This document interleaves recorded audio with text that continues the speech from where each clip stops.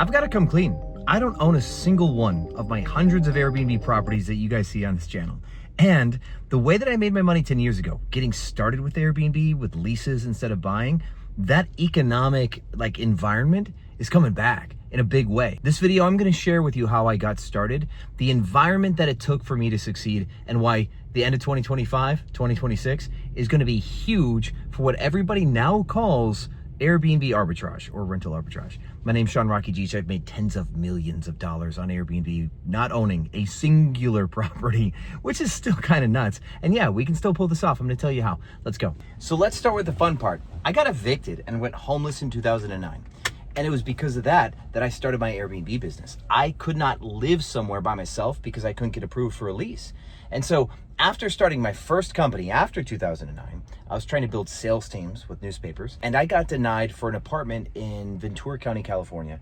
And the leasing agent told me that if I just started an LLC, I could apply again as a business and they'd approve my LLC. Wild. That's how that started. Also, yes, I'm in a Ford truck because I still work on my Airbnb business, and I'm honestly, just like I said in this video, picking up more properties, staging more properties, setting up more properties, because now is a great time to make some money on Airbnb. And I honestly got lucky because I started my business in Houston in 2014 by accident. And Houston in 2014 had an economic turmoil. It was a little upside down because of oil. Up until that point, everybody was super bullish on oil, and then oil crashed. Developers were building apartment complexes by the thousands of units before oil crashed, leaving Houston with tons of inventory open and no one to move in because everybody was leaving Houston because Shell and BP were firing everybody. What's happening nationwide here, maybe even globally, is the same type of environment that the crash of oil caused for Houston in 2014. Now, I did start by accident because by 2014, I had a successful business in the newspaper industry. My Airbnb business is like $1 million business number 4. And what happened was I still had an eviction on my record. So for 5 years, I was applying to places under my business, living anywhere I wanted to, bypassing my eviction record.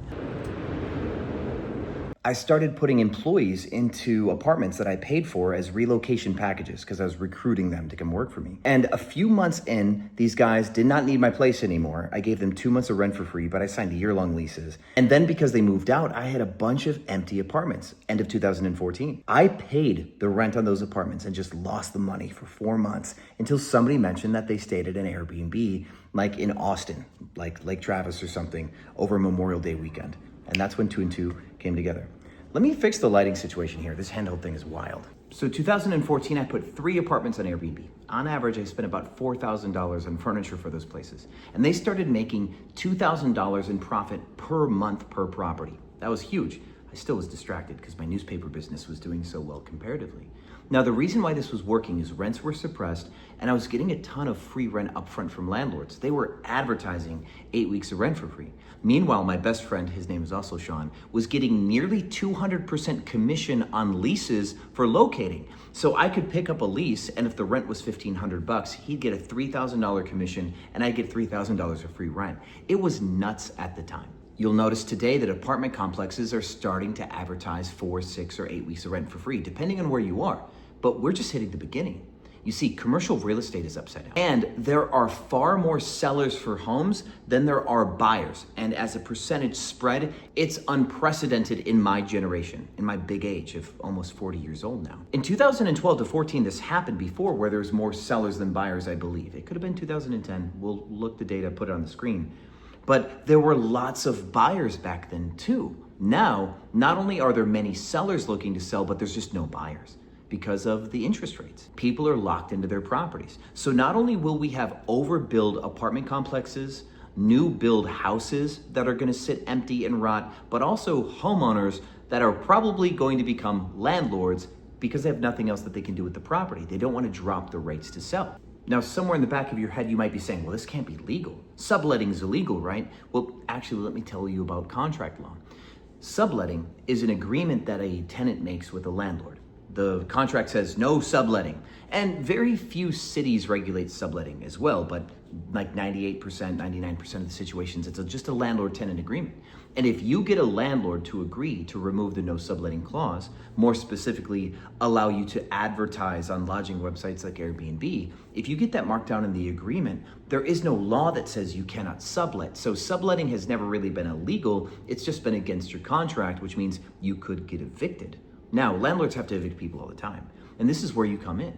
The combination of high evictions from like post-COVID, financial distress, the fact that our dollar is worth so little because of how much cash we've printed and the runaway inflation we had for years, the overbuilding, not only apartment complexes, but houses, and people not being able to sell their homes, this whole cocktail allows you to hit these landlords kind of where it hurts, or solve their problem where they've already been hit where it hurts.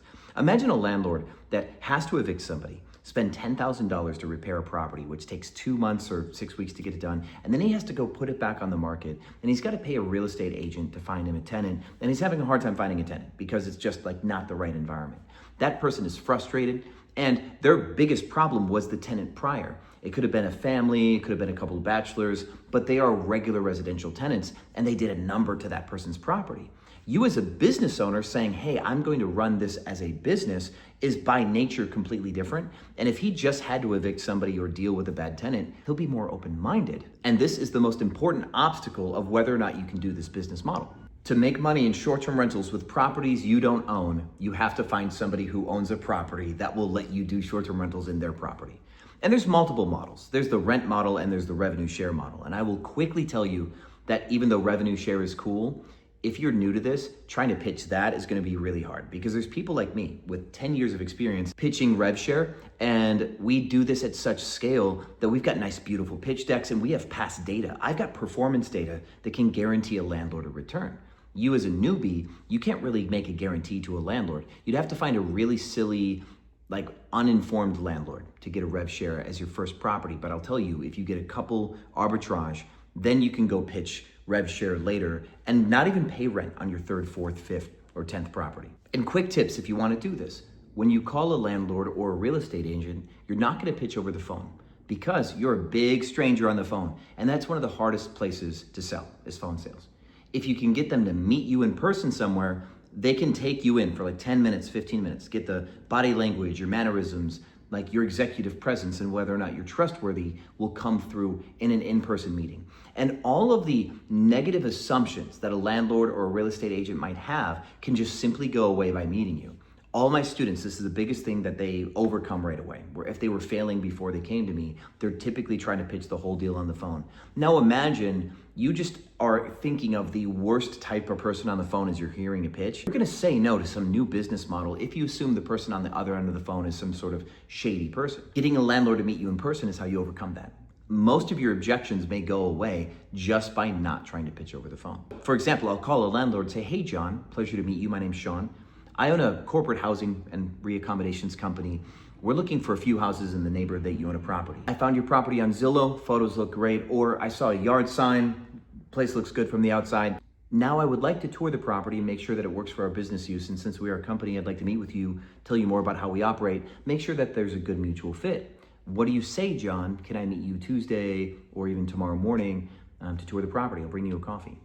That is the way that I talk to a landlord. I have a secret script for real estate agents over the phone that I teach in Cracking Superhost. It is more high-level stuff, and it has to take more advantage of the psychology of working in real estate or being a property manager. But yes, I absolutely have a script to get a property manager or a real estate agent to say yes to meet me so I can make the same pitch, you could say. Once you're in person, you want to give it 10 or 15 minutes, like I said earlier, to build rapport. Ask questions, share stories, be a nice, trustworthy individual before you get into any presentations. If you show up and you're just eager to pitch, you haven't built any trust. You might as well have pitched over the phone. And my pitch for apartment complexes versus landlords is like 95% similar. I call it sales by analogy. And you use what I would call a story script where you're telling the story of your company, but including everything that they need to know. The literal script is private, again, Cracking Superhost. And the difference though between landlords and apartment complexes is when I'm done talking to a landlord and giving them my story script, I'll end with, so what questions do you have for me? And the nugget in this is that a landlord likely doesn't know anything about your business model, and you're going to be the first person to tell him the way that you told him. And instead of asking for the sale, saying your pitch and going, we're great, do business with us. So what do you say, John? You ready to let us lease your place? Don't go for the throat right away. If you overwhelm or confuse a customer, they won't buy. So giving your story script or your pitch, and it's still having all these holes and unanswered questions that a landlord may have, ending and saying, so what questions do you have for me, will allow the landlord to catch up without feeling pressured. And at this point, you might be thinking, wow, this is supposed to be an Airbnb video. Why is it such a sales video? Well, like I said, arbitrage is about selling somebody into giving you their property. And the one thing that I've taught for longer than Airbnb, I've been an Airbnb coach for 8 years. I've been a sales coach for 14 years. And if I wasn't a sales coach and a sales professional before I did Airbnb, I probably wouldn't have pulled this off.